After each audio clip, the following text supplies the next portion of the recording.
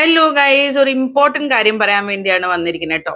Delhi high court ഒരു ജഡ്ജ്മെന്റിനകത്ത് പറഞ്ഞിട്ടുണ്ട്, പുരുഷന്മാരെ അഡൾട്ടറിയുടെ കേസ് ഫയൽ ചെയ്യും. പുരുഷന്മാർ മാത്രമല്ല, ലേഡീസ് ആണെങ്കിലും വൈഫിനെതിരെയോ അല്ലെങ്കിൽ ഹസ്ബൻഡിനെതിരെയോ അഡൾട്ടറിയുടെ ഗ്രൗണ്ട് വെച്ച് ഡിവോഴ്സ് ഫയൽ ചെയ്യുന്നുണ്ടെങ്കിൽ മേക്ക് ഷുവർ ദാറ്റ് ഈ പറയുന്ന അഡൾട്ടറി ചെയ്താരണോ, ഭാര്യ ആണെങ്കിൽ കാമുകിയുടെ പേരും ഭർത്താവാണെങ്കിൽ കാമുകന്റെ പേരും കൂടെ ഈ ഡിവോഴ്സിനകത്ത് ആഡ് ചെയ്യണം. അയാളെയോ അവളെയോ ഒരു പാർട്ടി ആക്കണം എന്നുള്ളത് ഭയങ്കര ഇമ്പോർട്ടൻ്റ് ആണ് എന്ന് പറഞ്ഞിട്ടുണ്ട്, അഡൾട്ടറി പ്രൂവ് ചെയ്യാൻ വേണ്ടിയിട്ട്.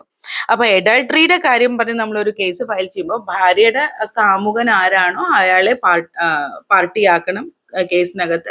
അതുപോലെ തന്നെ ഭാര്യമാരാണെങ്കിൽ ഭർത്താവിന്റെ കാമുകിനെ പാർട്ടിയാക്കണം എന്നുള്ളതാണ്. അതാക്കിയില്ലെങ്കിൽ അഡൾട്ടറി പ്രൂവ് ചെയ്യാൻ ഡിഫിക്കൽട്ട് ആയിരിക്കും എന്നും കൂടെ ജഡ്ജ്മെന്റിൽ ഉണ്ട്. അതുകൊണ്ട് നെക്സ്റ്റ് ടൈം അയ്യോ അവളുടെ പേര് ചേർത്തി കഴിഞ്ഞാൽ എന്തായിരിക്കും അവസ്ഥ, അവളുടെ വീട്ടുകാര് അല്ലെങ്കിൽ അവന്റെ പേര് ചേർത്തി കഴിഞ്ഞാൽ എന്തായിരിക്കും പ്രശ്നം എന്നൊന്നും ആലോചിച്ച് ടെൻഷൻ ആവണ്ട.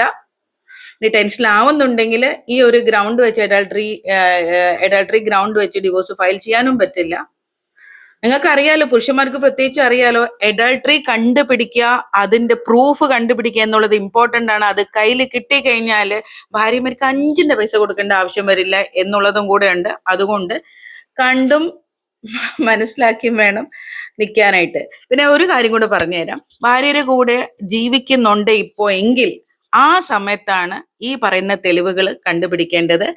ഭാര്യ മാറി നിൽക്കുന്ന സമയത്ത് കണ്ടുപിടിക്കാൻ ബുദ്ധിമുട്ടായിരിക്കും. ഒരുമിച്ച് താമസിക്കുമ്പോൾ വേണം ഈ പറയുന്ന എവിഡൻസസ് എല്ലാം കണ്ടുപിടിക്കാൻ. കുറെ ട്രിക്സ് ഒക്കെ ഉണ്ട്.